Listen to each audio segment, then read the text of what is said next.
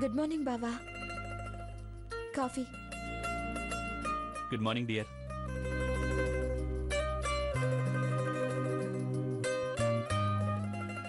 Coffee అద్దిరింది. నీకోసమే నేను స్ట్రాంగ్ గా స్పెషల్ గా తీసుకొచ్చాను బావా.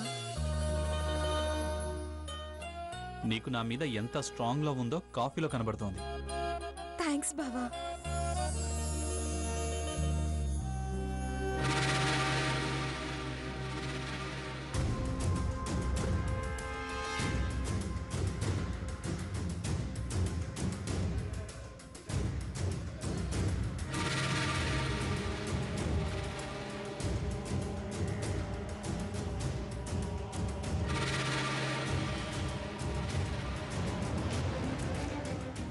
చా, వీడో పిచ్చోడు.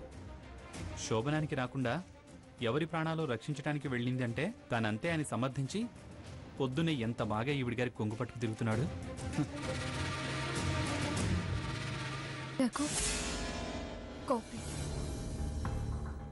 వద్దు సీత. రఘు, ఎందుకలా ఉన్నావు రఘు? కారణం తెలిసి అడుగుతున్నావా తెలియక అడుగుతున్నావా? రాత్రి బాధలో ఉన్నావు, పైగా అలసిపోయి ఉన్నావని మా అమ్మ విషయం నీతో మాట్లాడలేదు.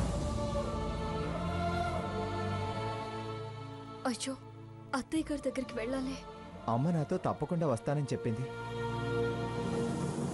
అసలు బయలుదేరిందా బయలుదేరలేదా అన్న విషయం కూడా తెలియడం లేదు. ఫోన్ చేస్తే స్విచ్ ఆఫ్ అని వస్తుంది. నన్ను క్షమించు రఘు, అబద్ధం ఆడక తప్పడం లేదు. అత్తయ్య గారు బయలుదేరలేదు రఘు. బయలుదేరలేదా?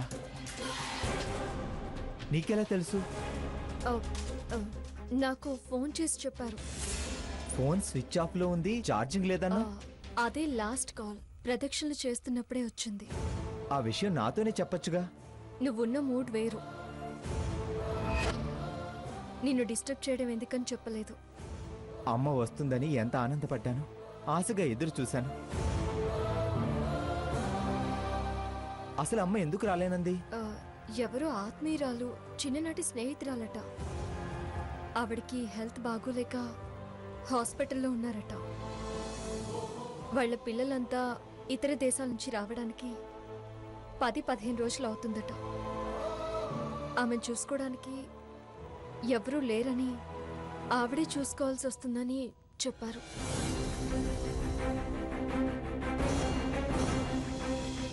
ఆవిడ కూడా రావడానికి ఒక 10-15 రోజులు పడుతుందని చెప్పారు. నాకన్నా అమ్మకు ఆత్మీయులెవరు? నాకెవరున్నారని? అమ్మేగా ఉంది. అలా అంటావేంటి రఘు? అందరూ నీ వాళ్లే కదా. ఎవరున్నా ఎంతమంది ఉన్నా అమ్మ లోటు తీర్చగలరా? నాకు అమ్మ తర్వాతే ఎవరైనా.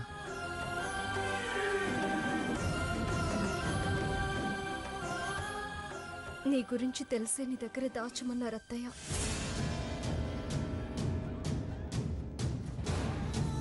ఒక 10-15 రోజుల తర్వాత వస్తానన్నారు. నువ్వేం ఫీల్ అవ్వకు రఘు.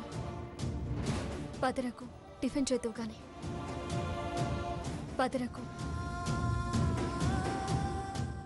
నాకు చాలా బాధగా ఉంది సీత.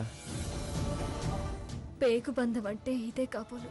అమ్మ ఆపదలో ఉందని మనసుకి తెలిసినట్టుంది. అందుకే పదే గుర్తుకు తెస్తుంది. రఘురామ్, ఏంటిది చిన్నపిల్లాళ్ళ? పద. ప్లీజ్ సీత, నన్ను కాసేపు ఇక్కడ ఒంటరిగా వదిలే. నేను తర్వాత చేస్తాను. నువ్వు వెళ్ళు. వెళ్ళు సీత.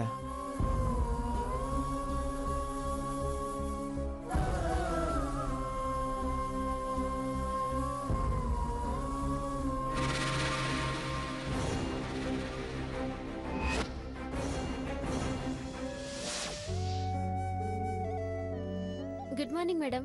గుడ్ మార్నింగ్ అమ్మా. టిఫిన్ చేశారా మేడం? లేదమ్మా, మా కోడలు వచ్చాక చేస్తా. మీరు త్వరగా టిఫిన్ చేస్తే నేను ఇంజెక్షన్ చేసి వెళ్ళాలి మేడం.